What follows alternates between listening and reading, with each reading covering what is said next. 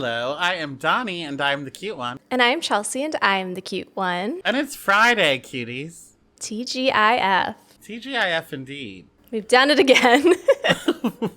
We've got to find a new catchphrase. You need to find a new catchphrase. I'm just not saying it. Okay, I won't say it anymore. I'm going to say, look at us, still kicking. And I'm going to say, Mamma Mia, it's a Friday. Does that work? Uh-huh. Listen, it's been a long week, Chelsea. It has been a long week. You have lived many lives. You survived your sister's wedding. You survived whatever weird amusement park. Donny Park, that's correct. Famously, yes. Now, what I didn't survive, and I didn't tell my friends just how bad I've had it. I do think possibly this weekend I had COVID as well. Uh-oh. My sister got married on a Friday, so I arrived into town on a Wednesday. And that morning, I don't know if we recorded or if you and I just talked or whatever, but my poops were wild. I couldn't stop shitting for about 6 hours. And I thought I was so nervous about the wedding. I was meeting a lot of the groom's family for the first time, and I never know how people are going to take to me because I'm such a wonderful personality that a lot of people don't have this kind of personality in their lives. They can't and don't handle know how it. to handle. Exactly. They're so bland and boring and stupid that they might meet you and their world explodes. They can't handle it. For 2.5 years, I've been worried about that. But the week of the wedding, I was worried about that. And then I still had to write the speech. It was a lot. So I was like, oh, this is why I have the shits. So then I got to Bensalem, Pennsylvania, out of New York. The shits had stopped. But then I started to just feel fatigued. And then I thought, well, maybe I shot out all of my blood cells or whatever. Yeah, you needed some electrolytes. Yeah, so I took it easy Wednesday. Then Thursday was the rehearsal dinner. And at the rehearsal dinner, I got the chills. I was so cold that in the house and outside, I was in a hoodie. It was in someone's backyard. I was in a hoodie, and everyone else was complaining about how hot they were. Oh, and I was freezing. And you were pulling a John Travolta. You had chills, and they were multiplying. You know what? They were. So then my cousin was like, I'm going to leave. I said, please take me. So she took me back to my parents' house, where I went under the covers, made some tea, made sure the air conditioner was not on in the room I was in, because I was freezing. But then I thought about it, and I was like, oh, you know what? I'm probably making any kind of temperature worse because I'm just adding heat to it. So then I was like, let me force myself to drink cold water instead of tea, and I'll put an ice pack on my head instead of sitting under a blanket with the hoodie on. And within seconds, I felt fine, which is crazy. You were probably overheating. You were probably like the equivalent of a dog in the back of a car with all the windows rolled up. I think you're right. But I also had a sore throat throughout all of this, too. So, there were signs it was an underlying No, I'm not sickness. saying there wasn't an underlying sickness. I'm saying your response to the sickness was like, maybe I should suffocate myself. Yeah, well, I was so cold, Chelsea. So because my sickness was so bad, yes, I was sick. But I have a deviated septum just in general, so I can only breathe out of one nostril. Did you hear that? Uh-huh. Thank you. Normal, not normal. Normal, not normal. So I can't breathe out of one nostril. But then, because I was sick and had an inflamed throat, I couldn't breathe out of my mouth either. Oh, no. You were left with one half hole. Yeah. It was terrible. So because of that, whenever I started to drift into a REM sleep or whatever happens after 15 minutes, then I couldn't breathe and I would wake up gasping for air. Sometimes I would have a dream about it, like I was being choked. Sometimes it would just happen. Yeah. But then I was like, okay, this is happening every time I try to sleep. Let me record and see what it sounds like. Truly sounds like Cloverfield. Like it is heavy snoring throughout 15 minutes. And normally the heavy snoring isn't until the REM sleep. But no, just me hitting the pillow was heavy snoring. And then when we got to the REM sleep, it was like... like terrible. I showed the audio to my mom. She was like, is that a cat? I was like, no, that's your firstborn son. That's the son whose earlobe you like to suckle. Do you think you need a CPAP machine? Yeah. I do. This was the worst it's ever been because I truly thought I had the Italian disease this week, Chelsea. I can tell by your hands. Mamma mia, it's a Friday. So then I had the whole wedding day on not a lot of sleep. Then the wedding night, my friends from New York shared a hotel room with me. And then we were going to go to Dorney Park the next day. And because you know it from when we shared a hotel room together, I am so self-conscious about snoring anyway that I did not want to sound like that and keep them up. So I stayed up all night on purpose after my sister's wedding. So I was sick, had a whole day of stress from my sister's wedding, and then needed to spend the whole next day at an amusement park and decided to stay up all night so I wouldn't snore. So I was delusional by the next day. Even more than usual. Even more than usual. But I will say, it's like, you know, they say if it rains on your wedding day, it's good for fertility. Yeah. Well, in my family, so at my parents' wedding, my uncle, who was the best man, got super, super sick, was like sweating through his speech, had to leave immediately after the speech because he was super sick.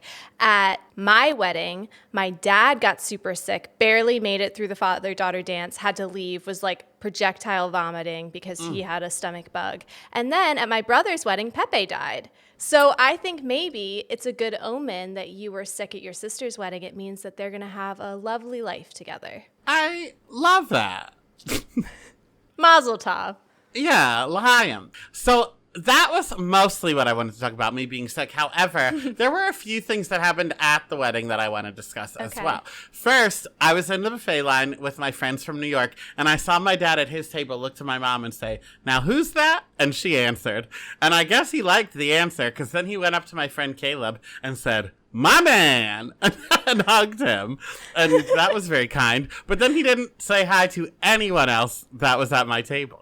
So Caleb truly is his man. That's great. Shout out to Caleb. I do love that he had to have the clarifier first of like, wait, who is that person? I do like him. My man. Yeah.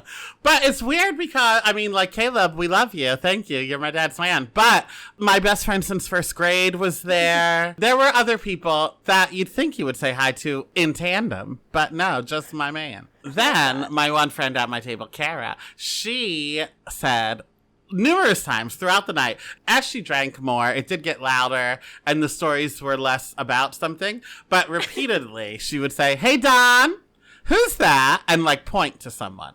"Do you know who that is?"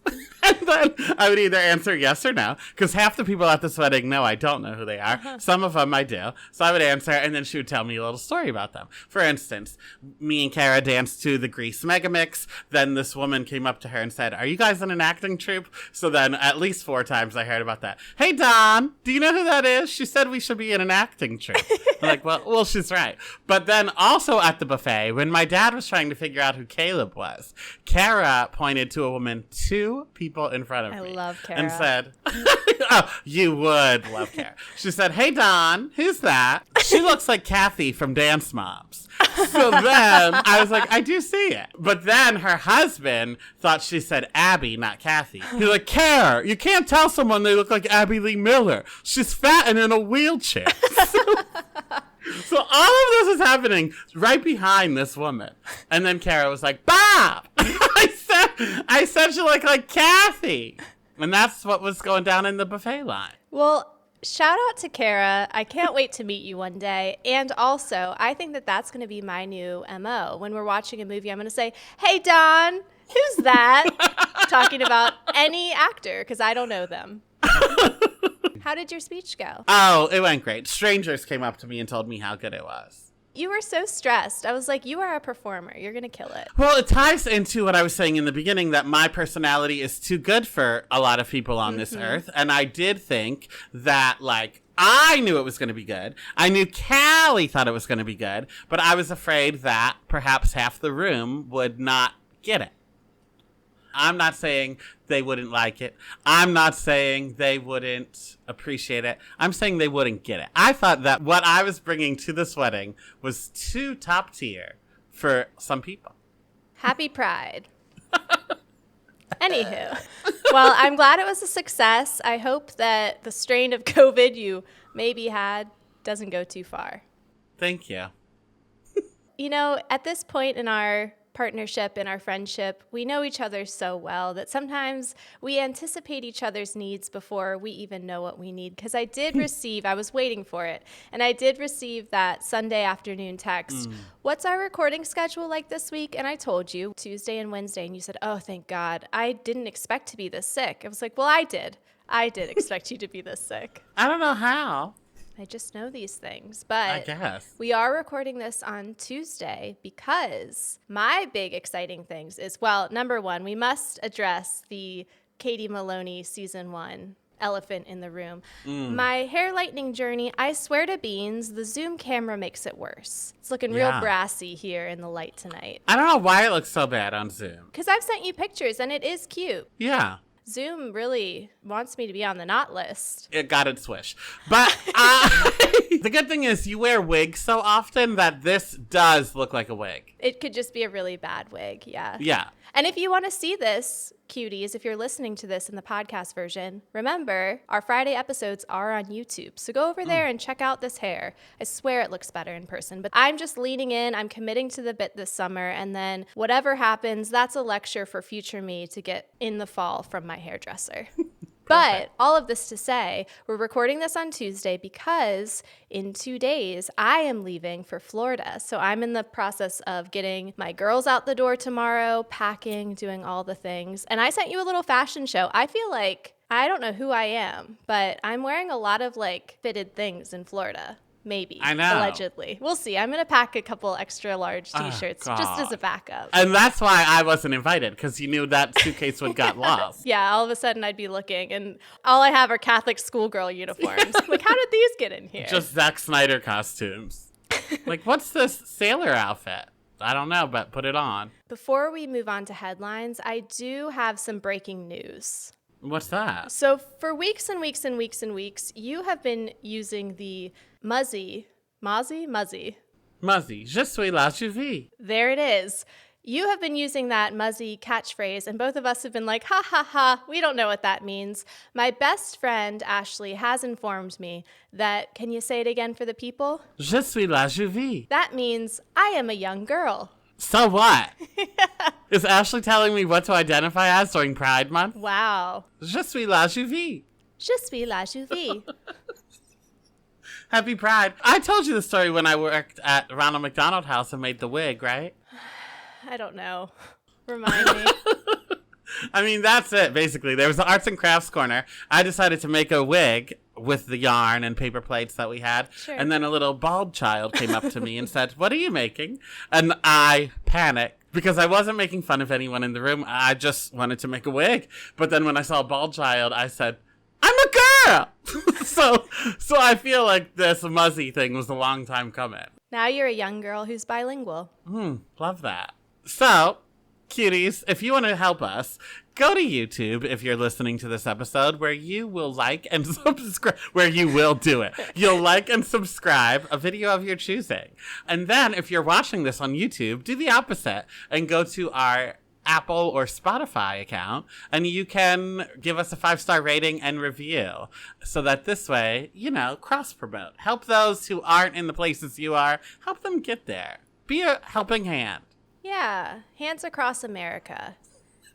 Tell your friend to listen to the show and say, hey, I think that you'll feel better about yourself after you listen to these two people who have it much, much worse. So this week brought us the announcement of another Shrek movie coming our way, Taylor Swift swallowing a bug at the Eras Tour, MIA selling literal tinfoil hats, Sabrina Carpenter hitting #1 on the Billboard Hot 100, Freaky Friday 2 beginning its filming, and White Chicks celebrating its 20th anniversary. And somehow, we've made it to Friday yet again. I am a little mad we're not covering White Chicks this year for Morally Corrupt Month, but we can't cover all the good ones the first year and then have nothing left for the second, or else it'll be like, what? The Traitors cast.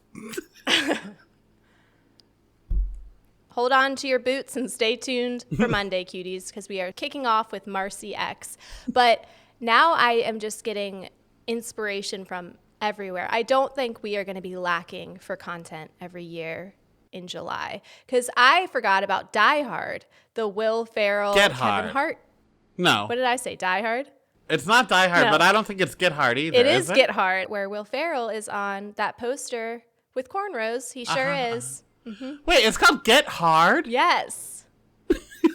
I feel like I was the perfect age for that to be funny to me. So I do want to say Dr. Bald has taken it upon himself. I do believe this man is trying to get hired as our producer because he loves our TGIF episodes. He is not somebody who keeps up with pop culture, but he's taken it upon himself to just screenshot headlines that he sees. Now, he's not sending me links. He is making me, if I'm interested, go and Google. But he is like an eager mother on Facebook sending me partial screenshots to our chat. That's how I figure out what I'm going to talk about throughout the week. When I see any headlines, I just screenshot it. But then that is why I come unprepared sometimes, because all I have is a headline and a photo. Well, maybe I can add you to this group chat because it truly is like, we need bananas. What time is pickup today? Howie Mandel clarifies wife was high on edibles before finding her in a pool of blood with skull exposed. He does understand us. He does get the vibe because I'm going to read out a few headlines that he sent me this week, ending with one that I am going to cover as my actual headline. No, how about this? What if you mix it up and then I pick which one I think you're going to bring us? Okay, good. I thought you were going to say, and I choose which one I cover. I'm like, well, you know I only prepared for one. So, okay, I'm going to mix it up and you're going to guess. So I already did the Howie Mandel one, not covering that. Okay. Anne Hathaway reveals lip plumping hack on TikTok. If you've drawn blood, you've gone too far. Okay. Animal homosexual behavior is underreported by scientists, survey shows. Okay. Jennifer Lopez flies commercial. Jenny from the Cabin. And finally, Tom Cruise attends Taylor Swift's Eras tour in London after skipping daughter Suri's high school graduation. Oh, no. So of those, which do you think I'm going to cover today? I think you're either going to talk about the Dyke Hippos or Jenny from the Cabin. Because the other two, while perfect for our show, I do think they won't lead to a broader conversation. Right. Like once we talk about whatever Anne Hathaway's doing to her poor lips, where do we go from there? Right. Whereas we can talk about scissoring giraffes all day. Certainly. What are they doing with those necks? Am I right? Well, you are correct. I'm not, unfortunately, talking about the Dyke Hippos. Okay. I am talking about Jenny from the Cabin. Okay. I still knew it. This is from TMZ, which I usually don't pull from TMZ, and I forgot how TMZ is. So this is word for word. Jennifer Lopez is becoming super relatable among her marital woes with Ben Affleck, getting back to her Jenny from the Block roots with some commercial air travel. Check out these photos obtained by TMZ showing J-Lo's mode of transportation over in Europe. And no, this ain't a private jet. It's a regular old airplane full of a bunch of normies on which she flew Saturday, going from Nepal to Paris. Wow. Yeah, so that's the story. She flew commercial. Now, I want to make it known, it does look like she's still flying first class. I want to see her fly Southwest. I want to see her have to set an alarm to log in and try and get an A boarding pass. I want to see her trying to avoid eye contact with the person coming down the aisle to hope that maybe she can end with an empty seat next to her. Is she doing it to be relatable, or is this just money problems?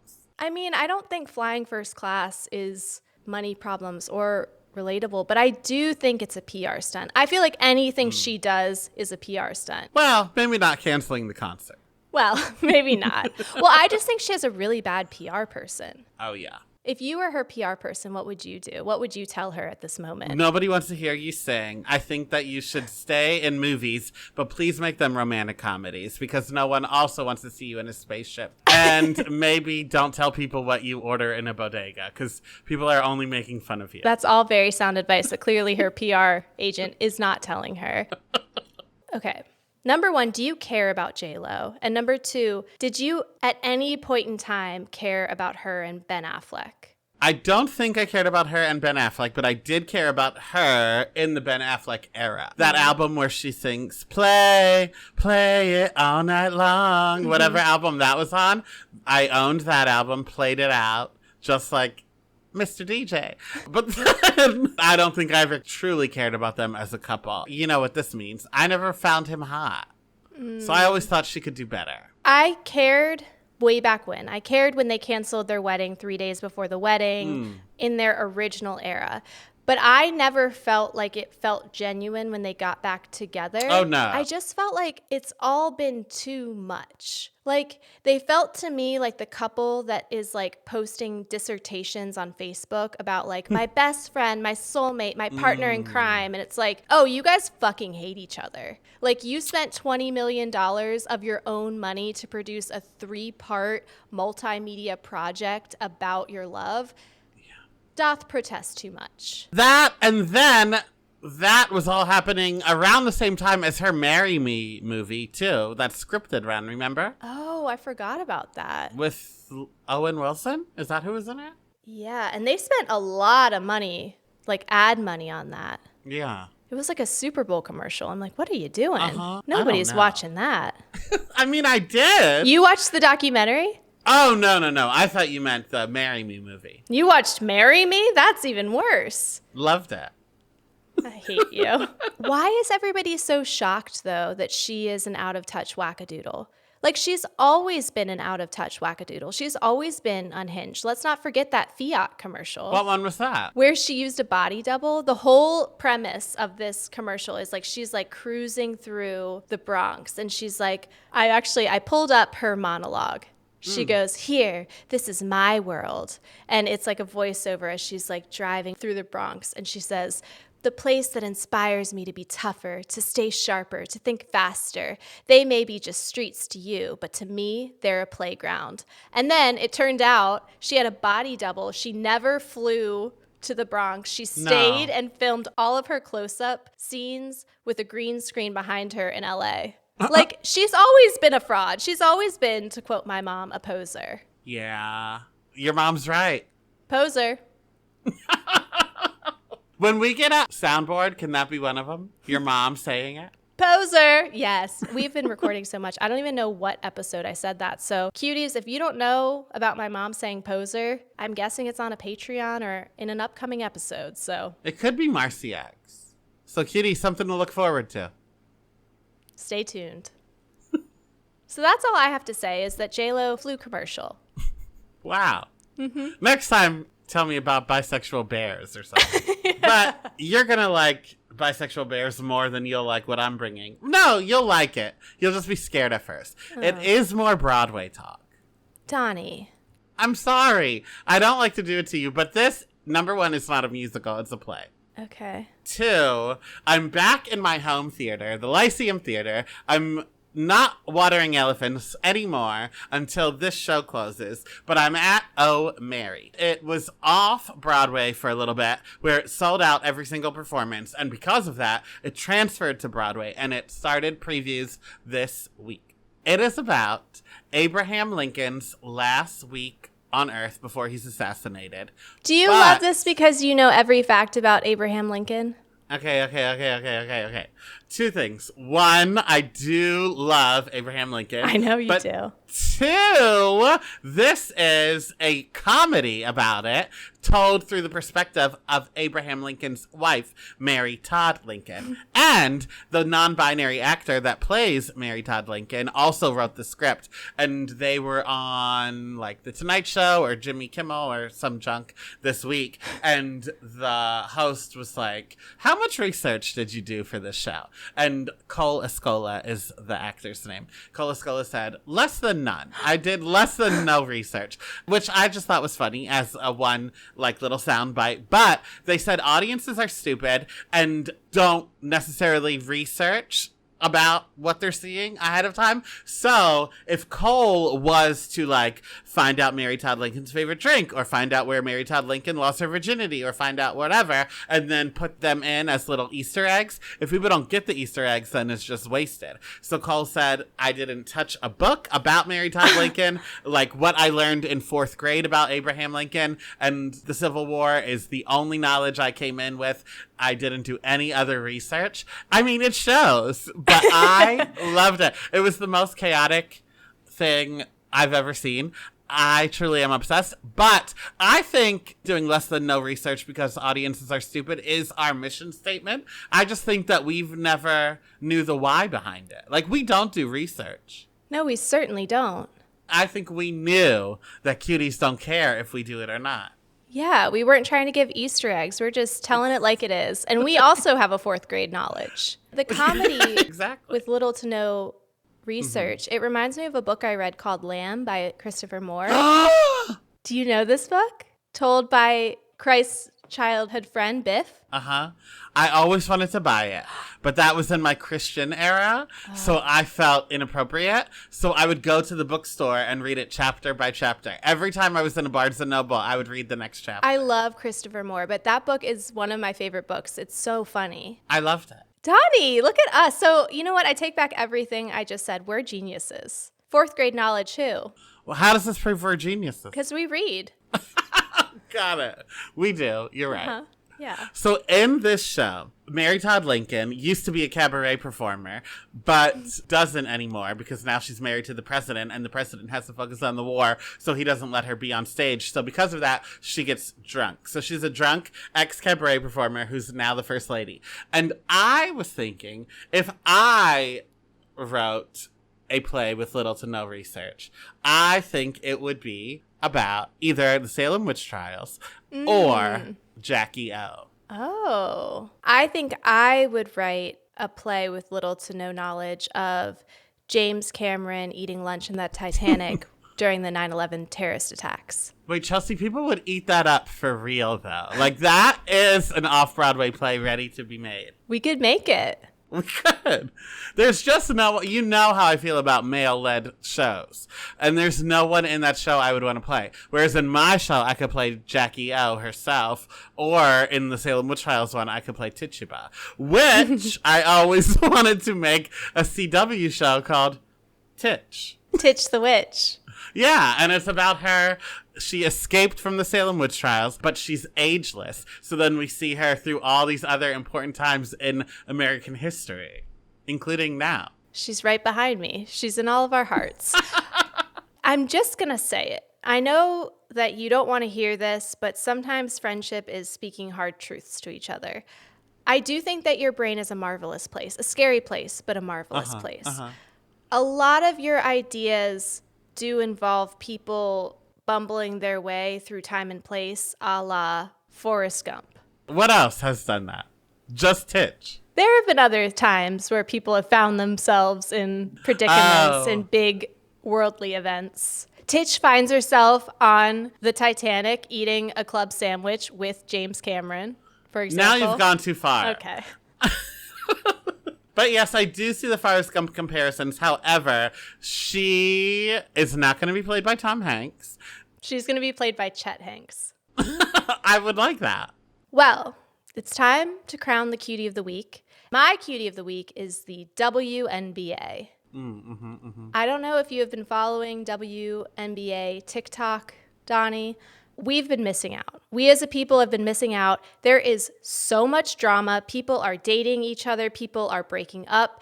Exes are playing each other. Exes are talking trash to each other. Exes are lifting each other up after like squashing each other to the ground. It is like a soap opera. It is passions adjacent over at the WNBA. And then I got on a subsection of WNBA TikTok with them doing their post-game interviews. And these women do not give a fuck. I am channeling my inner WNBA player the next time a man asks me a stupid question. So WNBA, I am all in on you. Wow. My cutie of the week is also athletic, and it is Paris. Paris Hilton? No, the country, the state. No, the city. The city, yeah. I take back what I took back. We do maybe have a fourth grade comprehension level here on I Am the Cute One. Little to no research, less than none. But it's on purpose. Less than no research has been done. So, to prove it, I have only a screenshot of my headline, not the article itself. And it says, to cut carbon emissions, the Olympic Village in Paris does not have air conditioning and will not be using air conditioning. So thank you, Paris, for caring about the Earth. Yeah, carbon emissions and global warming. However, Of course, we don't. Not us, America. The cuties care. The American Olympic team will be bringing their own AC units to Paris to plug in because they do not want to be there without air conditioning. And probably them flying to Paris with their air conditioning units is going to like offset the entire city of Paris's efforts. The City of Lights. So Is it the City cuties. of Lights? Yeah. Oh. And what else cities do you know? Windy City? That's Chicago. Good. Big Apple? New York, also the city that doesn't sleep. Good one. Although that should be Seattle, famously sleepless in Seattle. Oh, yeah, because they only have 3 hours of light. Remember I told you that? Oh, yeah. God knows when. Let's wrap it up there. Okay. Now we ended on education. Yeah. We can end it. Cuties, thanks for this. we don't know. If you want to do us a favor, I'm going to say it again. If you're listening to us, go watch us and like and subscribe. If you're watching us, go listen to us and give us a 5-star rating and review. We will thank you in advance. Thank you. In advance. We will talk to you later. Love you like a sister. Bye. Bye.